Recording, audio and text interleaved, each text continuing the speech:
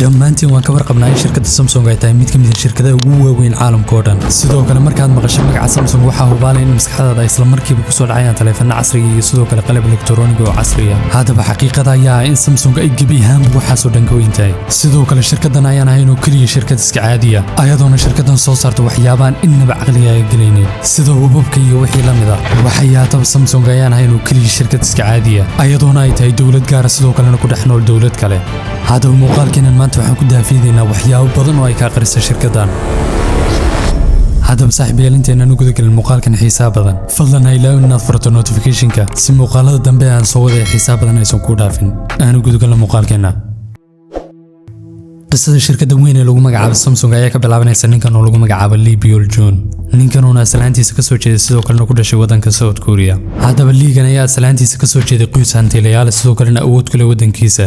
inkastoo waqtiga uu dhashay Lee ay jireen dagaalo aad u badan iyo sidoo kale gumaysi badan. waxyaataba Lee ayaa waxbarashadiisa iskuul ku soo qaatay iskuulka lagu magacaabo Seoul Jongdol High School, asagoona ugu dambeyntii u wareegay magaalada Tokyo si uu halkaas waxbarashadiisa jaamacad uga soo qaato. inkastoo ayna u suurtagelin dhammaysashada jaamacadaas,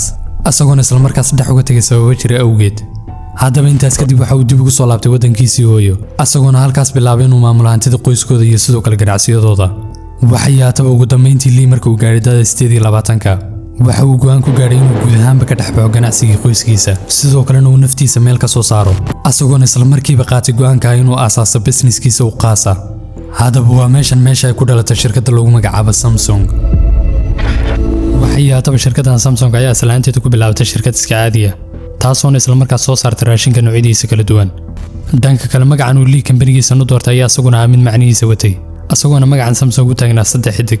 midanoona marka Korea la joogo lambarka saxaad uu ka dhigan yahay lambar aad u weyn, halka xidiguna ay sidoo kale u taagan yihiin wax weligood jiray sidoo kalena aan dhammaanaynin. haddaba shirkaddan Samsung ayaa waqtigaas ahayd mid ka ganacsata raashinka sida baastada, malayga iyo wixii la mid ah, ayadoona isla markaas raashinkan u suuq geyn jirtay wadamada jaarka sida China. haddaba kadib dagaalkii labaad ee dunida, Lee ayaa kambanigiisa u raray magaalada Seoul taariikhdu markaad 1947 halkaasoona ugu dambeyntii muddo yar kadib lagu qasbay inuu ka cararo kadib markii uu qarxay dagaalkii u dhexeeyay South Korea iyo sidoo kale North Korea. halkaasuna mar kale ku qasbanaaday inuu soo guuro magaalada Busan dagaalka oo sii xumaaday awgeed. meeshan uu ugu dambeyntii ka helay ganacsi kale oo asfeynta iyo sidoo kale soo saaridda sonkorta. intaasoo kaliya ma aha, sidoo kale Lee ayaa aasaasay ganacsiyo kale kuwaas oo hoos imaanaya Samsung, midanuuna mar kasii dambaysa ka dhigaysay inuu Lee isku fidiyo ganacsiyo kale, asagoona faa'iidada uu ganacsiyadaas ka soo xareeyay isla markiiba mid dib ugu laba celiyay kambaniga. dhanka kale isla waqtiyadas Lee waxay shaqo wadaag noqdeen ninkan oo lagu magacaabay Jo Hong Chai. ninkan oo ugu dambeyntii kambaniga Samsung wax badan u qabtay, sidoo kalena mas'uul ka ah in Samsung ay qaybo badan u qaybsanto, ayadoona Samsung waqtigaas u kala qaybsantay guruubyadan kale ah Samsung Group, Hyosung Group iyo qaybo kale. dhanka kale Samsung ayaa sidoo kale waqtigaas ay mid dawladda garab ku siinaysa sidii uu wadanku uga soo kabsan lahaa dhaqaale darradii uu dagaalku geystay, ayadoona sidaas la mid ah dawladda ay ahayd mid garab ku siinaysa shirkadaha waaweyn sida Samsung inay sii kordhiyaan warshadaynta dalka si uu isla markaas wadanku soo kabasho u sameeyo, midanuuna Samsung sii siinaysa awood kale oo ay ku sii fido. haddaba ugu dambeyntii dhammaadkii 1960-maadkii Samsung ayaa bilowday inay soo gashay ganacsiga elektarooniga, ayadoona isla markaas si toos soo gashay taariikhdu markaad 1969 ayadoona isla sanadun kadib soo saartay TV-yadoodii ugu horreeyay ee nooca Black and White-ka, midanuuna muddo yar gudaheedba ka dhigtay inay noqoto kambaniga ugu weyn ee soo saara noocan TV maadaama ay horeyba u hayeen kuwa suuqyadoo dhan haystay. ayadoona midan u saasheen sidoo kale sanadadii xiga ay bilaabeen inay soo saaraan noocyada kala duwan ee elektarooniga iyo sidoo kale qalabyada ku shaqeeya korontada sida frinjiyeriska, microwaveska iyo sidoo kale mukayfiyada, ilaa ugu dambeyntii ay gaadhaan heer ay soo saaraan kombiyuutarska khaaska ah. sidoo kale mid ay Samsung gebi ahaanba kaga duwanaayeen kambaniyada kale ayaa ahayd in qalabkeeda sida uu u dhan yahay gacanteeda ku soo saaranaysay, ayadoona horaantii Samsung ay ahayd mid soo dhaafsanaysa dhammaan qalabyada yaryar, ilaa ugu dambeyntii ay samaystay kambanigeeda gooniga kaas oo soo saaray dhammaan semiconductorska ay u baahan yihiin, ayagoona sidoo kale bilaabay inay ayaguba dhoofiyaan halka ayaga loo soo dhoofin lahaa. waxyaataba midda waxaasoo dhan kasii yaabka badan ayaa ah in Samsung intaad ka aragtay iyo inta aadan ka arag ay ka weyn tahayba inta aadan ka arag. tusaale ahaan Samsung ayaa leh shirkaddan oo lagu magacaabo Samsung Heavy Industry. shirkaddan oo ah shirkad samaysa sidoo kalena soo saarta maraakiibta kuwada ugu waaweyn, ayadoona qaybtan lagu tiriya mid ka mid ah shirkadaha ugu waaweyn ee soo saara maraakiibta caalamka.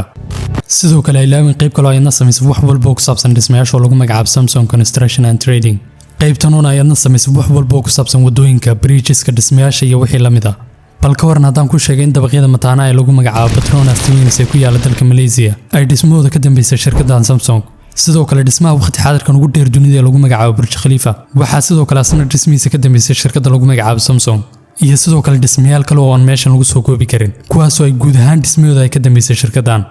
intaas marka laga soo tago sidoo kale shirkaddan ayaa la goob dhan oo lagu magacaabo Samsung Town ayadoona sidoo kale la goobo waxbarasho goobo caafimaad iyo xitaa goobta ugu weyn ee loo dalxiis tago oo lagu magacaabo Everland haddaba intaasoo dhan marka la isku daro Samsung ayaa weli ah mid waxaasoo dhan ka weyn heer ay shirkaddan gaarsiisan tahay in lagu tilmaamo dawlad gooniya sidoo kalena ka dhexrisan dawlad kale ayadoona sidoo kale ay awooddaas si laba jibaarantay weliba markii ay soo galeen suuqyada taleefanada haddaba ugu dambeyntii markii la gaadhay sideetamaadkii Samsung ayaa si toos ah bilowday inay u soo gasho suuqii taleefanada iyo sidoo kale isgaarsiinta ayadoona markii la gaadhay 1988 ay si toos u bilowday inay soo saarto taleefanadoodii ugu horreeyay laakiin nasiib xumo isla sanadkaas sanadkii ka horreeyay taariikhda markii 1987 waxaa halkii ku dhintay asaasihii Samsung ee Lee Byung-chul asaguna booskiisa uu la wareegay wiilkiisa oo lagu magacaabay Lee Hong-ki si uu kambanigii u sii hogaamiyo waxay haataba dhanka kale Samsung ayaa horraantiiba khasaare xooggan kala kulantay taleefanadii ayadoona isla markaas uu seelskoodii gaari waayay heerka ay filayeen midanuuna ay sabab ahay shirkad kale oo soo saaraysay taleefanada oo lagu magacaabay Motorola shirkadanuuna isla markaas ahayd mid ugu horreysay suuqyada ayadoona shirkaddan ahayd mid 60% suuqyada Kuuriya oo dhan haysatay ayadoona Samsung ay markaas fursad u heshay oo kaliya inay cidhisato 10% suuqyadaas midanuuna kalifteen sanadadii xigay oo suuqii taleefanada mar ka sii dambeeyay ku sii xumaada Samsung heer ay ku dhawaadaan bayna iskaga baxaan guud ahaan suuqyada taleefanada oo dhan midanuuna marka si loo fiiriyo aan ku xidhnayn weynida kambaniga iyo sidoo kale heerka uu gaarsiisan yahay ayadoona ganacsigan moobilada ay horey ugu soo fashilmeen kambaniyo aad u waaweyn sida kambaniyada kale Amazon iyo sidoo kale LG ayadoona Samsung sidaas la mid ay ku dhawaatay inay ku guuldareysto ganacsigan laakiin Samsung ayaan halkaas ku dhiibin ayadoona isla markaas taariikhdu markii 1995 uu maamulkeedii lagu magacaabay Lee Hong-ki uu qaatay go'aankii kama dambaysta ah kaas oo ah in kambaniga hadda laga bilaabo awoodiisa oo dhan isugu geenayo soo saaridda teknoolojiga asaguna waqtigaas kambanigu ah mid maalgashtay teknooloji cusub halkii uu maalgelinaa waxyaabihii hore ee lagu yaqaanay midanuuna ugu dambeyntii sanadadii xigayba ka dhigtay in Samsung ay tallaabo weyn u qaaday dhanka iyo teknoolojiga ayadoona noqotay mid la sanado koobanba ka hormartay kambaniga lagu magacaabay Sony dhanka iyo teknoolojiga ayadoona sidoo kale markii la soo gaaray waqtigii smartphoneska ay Samsung la kulantay soo dhaweyn aad u weyn ayadoona taleefanadoodii ugu horreeyay smartphoneska ay soo saareen taariikhda markaa June 2010 taleefanadoona ah Samsung Galaxy S taleefankan isla markaas ay dadweynaha aad u jeclaadeen asagoona taleefankan ah mid aad uga fiicnaa marka loo barbardhigo taleefanadii Android-ka ee waqtigaas sida taleefanadii ay soo saarayeen shirkadaha kale ah HTC iyo sidoo kale Nexus midanuuna isla markaas Samsung u furtay waddo aad u weyn ayadoona sanadadii xigay soo saartay taxane kale oo noocan taleefan midanuuna nasiib wanaagu mid ka dambeeyaha mid ay dadweynuhu aad u sii jeclaadaan sidoo kale taleefanadii ayaguna sida weyn Samsung suuqyada caalamka u geliyay ayaa ahaa taleefanadii ahaa Galaxy Note-ka taleefanadoona ayaguna si weyn u fiday ayadoona uu qaab samaysankooda u soo jiidasho weyn sameeyay sidoo kale Samsung ayaa soo saartay noocyo badan oo tablet ah sida yahatab Samsung ayaa la dhihi karaa inay ka timaadday meel fog kadib markii ay soo saartay taleefanadii ugu horreeyay smartphoneska 2010 waxay yahataba laakiin wajigii kale ee u qarsoon kambaniga Samsung ayaa mid aad u madow sidoo kalena ay ka buuxaan su'aalo aad u badan haddaba kambaniga Samsung ayaa lagu soo eedeeyay eedeymo badan waqtigii jiritaankiisa asagoona eedeymahaas ay yihiin kuwo aad u qoto dheer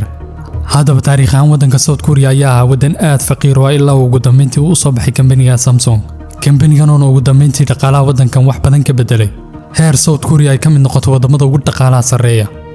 dhanka kale dawladda ayaan sidoo kale waxba ka hagranin kambanigan ayadoona dawladdu horraantiiba ay mid siinaysa Samsung iyo sidoo kale kambaniyo kale oo gaar ah deymo iyo sidoo kale inay ka dhimaan canshuuraha iyo wax walba oo awood u siinay inay sii fidaan ilaa heer ay sheekadan gaadhay in markii ay Samsung soo gashay suuqyadii elektarooniska ay dawladdii ahayd mid mamnuucday in wadannadii kale ay ka soo dhoofsanayeen alaabaha sida Japan oo kale ay guud ahaan xiriirka u jaraan si ay u xadidaan tartanka ayagoona sidoo kale qasab kaga dhigay inay dadkoodu gataan oo kaliya alaabahan Samsung haddaba midan ayaa kaliftay sidoo kale uu dhaqaalaha waddanku mar ka sii dambeeyo sii kordho ayadoona Samsung iyo sidoo kale dawladda ay noqdeen midaan midka kale ka maarmin waxay haataba dhanka kale shacabka ayaa iyaguna sidoo kale noqday kuwa xiriir qoto dheer la yeeshay kambanigii maadaama uu kambanigii noqday mid nolol maalmeedkooda oo dhan la qaybsanaya midda waxaasoo dhan kasii daranaya in sanadba sanad ku xiga uu yahay kambaniga Samsung mid ku fadhiya in ka badan 20% guud ahaan GDP-ga waddanka oo dhan midanoona ka dhigan in haddii lacag ay dhacdo in Samsung ay hawada ka baxdo oo sidoo kale asna hawada ka bixi karo guud ahaan waddanka South Korea midanoona ku tusaysa awoodda uu ku dhexleeyahay kambanigan waddankan South Korea ayadoona sidoo kale lacag walba aad bixinaysaa ka dhigan tahay inaad siinaysa Samsung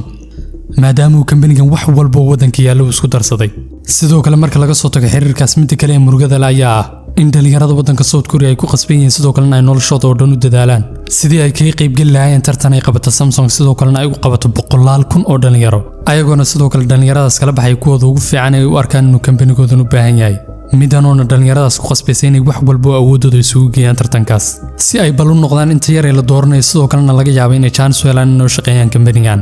midanoona 100,000 kun ee soo haraysa sidoo kalena aan ku guuleysan imtixaankan ka dhigaysa in markii la dooran waayo ay niyad jabaan sidoo kalena ay qaarkood isku aqoonsadaan inay yihiin guuldareystayaal midanoona dhalinyaradaas mar kale ku qasbaysa inay raadsadaan shaqooyinka kale ee yaryar si ay noloshooda ugu dabaraan halka qaarkoodna laga yaabo inay gebi ahaanba ka niyad jabaan shaqo oo dhan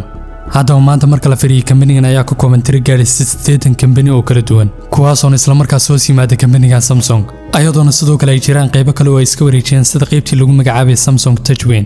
qaybtan oo isla markaas ay qayb soo saarto hubka noocyadiisa kala duwan sida diyaaradaha dagaalka madaafiicda iyo sidoo kale nooc walba oo huba laakiin ugu dambeyntii Samsung ayaa qaybtan iska iibisay 2014 ayadoona ka iibisay shirkad kale oo lagu magacaabo Hanwha Group dhanka kale marka loo yimaado familkan maamula Samsung ee loo yaqaan Lee family ayaa iyaguna kuwa uusan sharcigu haba yaraatay qabanin ayagoona sidoo kale la sheegay inay gebi ahaanba ka awood badan yihiin sidoo kalena ay ka sarreeyaan sharciga waddankaas midanoona ay caddayn kugu filan tahay waxay sameeyeen madaxdooda ugu sarreysay tusaale ahaan madaxweynihii hore Samsung Lee Kuan-hee ayaa lagu soo cadeeyay inuu laaluusho madaxda waddanka si ay isla markaas ugu fududeeyaan hawlihiisa qaaska laakiin arrintii la yaab kale ayaa ahayd markii lagu soo cadeeyay eedeymaas in aan haba yaraatay wax dembi ah lagu qaadin asagoona isla markaas si toos ah cafis loogu fidiyay asagoona kiiskaas lagu haysto waa mid iska cadda sidoo kalena uusan qofna daa ka saarnayn sidaas la mid isla 2018 waxaa sidoo kale lagu soo eedeeyay inuu sameeyay istamarna iyo sidoo kale canshuur dhaaf ayadoona markii arrintaas ku soo cadaatay kaliya raaligelin ka bixiyay ayadoona dambigaas oo galay aan wax jeel lagu qaadin dhanka kale markii uu Lee dhintay 2020 kadib waxaa sidaas la mid asna sameeyay istamarna kale wiilkiisa oo xilka Samsung la wareegay kaasoo lagu magacaabay Lee Jo-young asagoona ninkan asna lagu soo eedeeyay dambiyaal dhowr ah midanoona sidii caadada ahayd uusan ciqaabtii tooska ahayd marin asagoona madaxweynaha South Korea mar wax laga weydiiyay arrintan uu ku jawaabay in Lee iyo sidoo kale Samsung uu u baahan yahay waddanku sidoo kalena uu dhaqaalaha waddanku ayaga ku tiirsan yahay Considering the urgent need to overcome the national economic crisis, the government decided to maximize its efforts by pardoning carefully selected business leaders who constantly contribute to the nation's economic growth through active investments in technology and job creation. midanoona ku tusaysa awoodda qoyskan iyo sidoo kale heerka ay ka taagan yihiin waddankan ayadoona sharciga la sheegay uu yahay midaan agtooda haba yaraatay waxba ka ahayn haddaba Lee ayaa ilaa maanta CEO-ga kambanigan asagoona sidoo kale ah shakhsiga ugu hantida badan waddanka dhanka kale waxaasoo dhan kadib Samsung ayaa ilaa maanta mid ka mid ah shirkadaha farkutirska ee ugu waaweyn sidoo kalena adduunweynaha oo dhan laga yaqaano ayadoona shirkadan dakhligeeda sanadle uu gaarayo $100 bilyan midanoona caddeyn buuxda waa guusha dhaqaale ay gaarsiisan tahay shirkadan ayadoona sidoo kale taleefanadeeda aad meel walba oo dunida kamid ka arki karto sidoo kale shirkadan ayaa shaqaaleeda lagu qiyaasaa inay kor u dhaafayaan 250,000 oo shaqaale ayadoona sanadba sanad ku xiga la arkay in kambanigan uu yahay mid aan haba yaraatay wax istaaga lahayn sidoo kalena suuqyada caalamka ee teknoolojiga sii qabsanaya